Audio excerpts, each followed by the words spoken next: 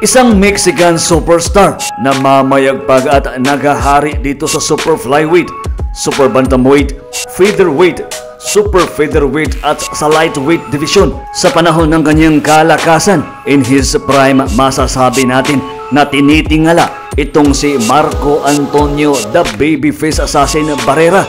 Hindi lang ng kanyang mga kapwa Mexicano kundi halos lahat ng mga boxing panatiko ay talagang humahanga sa abilidad ng napakatibay at napakalakas na Mexicanong si Marco Antonio Barrera. Sa Pinas, kung meron tayong Manny Pacquiao is meron din sila nga Barrera Mania, na kung saan halos tumitigil din yung mundo ng mga Mexicano pag may laban ang kanilang iniidolong si Babyface Assassin Barrera. Ganong kalakas at ganong kasikat itong si Barrera. Nang maitapat ito kay Manny Pacquiao, hindi mahulugan din ng karayom ang mga supporters nitong Mexicanong si Barrera, na kung saan si Barrera yung kampiyon at parang walang kapag-asang manalo ang hindi pa kilalang pangalan na si Manny Pacquiao. Sa kanilang bagbakan, hindi lang si Barrera yung kanyang katunggali, pati pala itong referee is nasa side ni Barrera.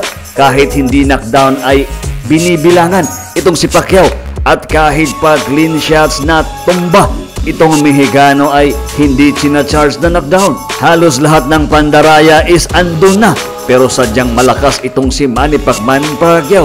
Ang frustrated na si Barrera ay gumagamit na ng intentional headbutt para lang saktan ang mas maliit na si Manny Pacquiao. Pero talagang nare-recognize ng karamihan ang mga dirty tactics ni Marco Antonio Barrera. At hindi lang yan, meron pang isang pasingit na kahit tinawag na ng referee ay sumisingit pa ng illegal punch itong si Barrera. At doon ay parang naobliga yung referee na bawasan ng puntos kasi napakahalata. Pero sadyang hindi nagpapatinag itong ating kababayang si Manny Pacquiao. Marami ang namangha at humanga, marami ang mga bagong umiidolo dito sa ating pambansang kamaong si Manny Pacquiao. Pero yung ibang Mexicano ay talagang hindi matanggap ang pagbaklas ni Pacquiao sa kanilang isang idolo at saka Mexican superstar na si Marco Antonio Barrera. Balikan natin ang kanilang naging laban. Ngunit bago tayo magpatuloy, kung ngayon ka lang napadpad dito sa ating channel, please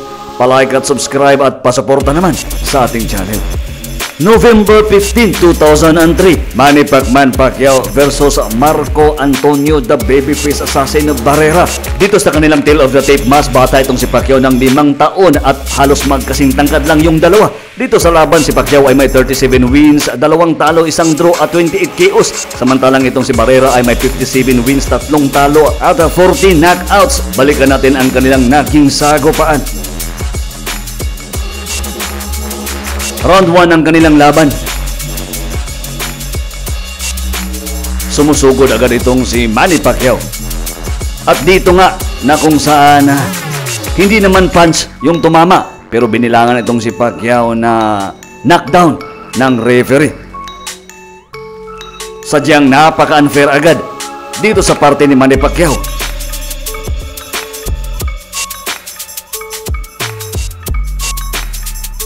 Maganda yung mga counter punches ni Barrera, pero napapasok na siya agad ni Manny Pacquiao. Ito yung sinasabi ng referee na knockdown.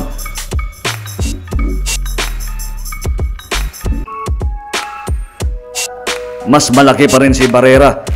Dito sa laban na ito, itong si Manny Pacquiao ang current IBF Super Bantamweight Champion. Samantalang si Barrera ang Lineal and Ring Magazine Featherweight Champion. At dito sa round 3, tumama na yung straight left ni Manny Pacquiao na nagpabagsak kay Marco Antonio Barrera. Napaka-clean shot na kung saan nadama agad ni Barrera ang lakas ng kamao ng isang Manny Pacquiao. Pagkatapos ng nasabing knockdown, mapapansin natin dito na unti-unti nang umaatras itong si Barrera sa mga atake ni Manny Pacquiao.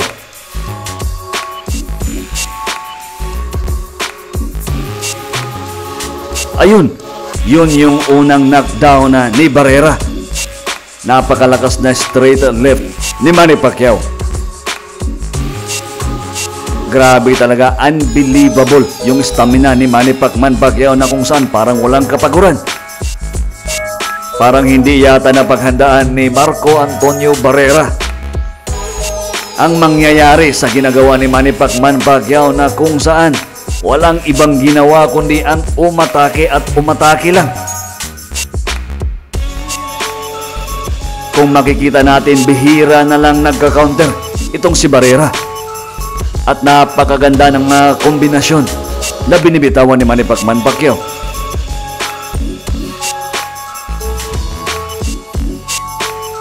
Ayun, maganda din yung binibitawang combo itong si Barrera.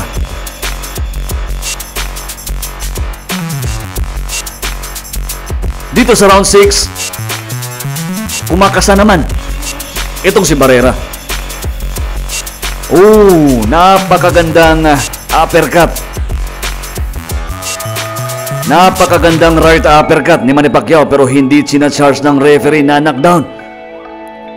Ganon yung mga harap-harapang pandaraya na ginagawa dito sa mas kilala at nooy superstar sa mundo ng boxing na si Marco Antonio Barrera kontra sa kababayan nating hindi pa kilala noon na si Manny Pacquiao. Round 7. Talagang binasag na ni Pacquiao yung mga depensa at diskarte ni Barrera. Gumaganti si Barrera. Kung mapapansin nyo, kapag si Barrera yung tumatama, halos magtayuan yung mga audience na kung saan halatang-halatang mga fans ni Marco Antonio Barrera. Dito na gumamit si Barrera ng kanyang mga ipinagbabawal na mga teknik. Kung makikita natin is intentional headbutt yung ginawa ni Barrera, pero warning lang yung kanyang na-receive sa referee. Pero talagang hindi nagpapatinag ang kababayan nating si Manny Pacquiao. Kahit itong si Oscar Golden Boy de la Hoya, napapansin na intentional headbutt yung ginawa ni Barrera.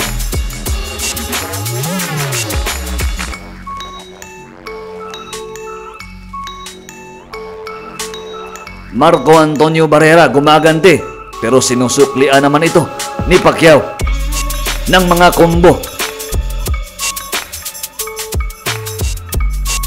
Ayun, dito is wala nang nagawa yung referee. Talagang halata at kitang-kita ang pahabol na illegal punch ni Barrera. At doon is nabawasan si Barrera ng puntos. Dito sa round 9, talagang sinusubukan na ni Pacquiao na makuha niya itong si Barrera.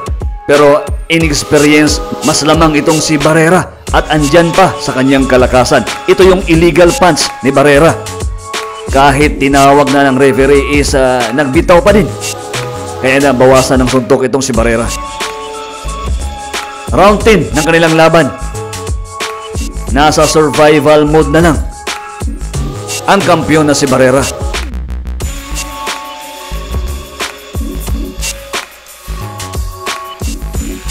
Napakagandang pasok ni Pacquiao.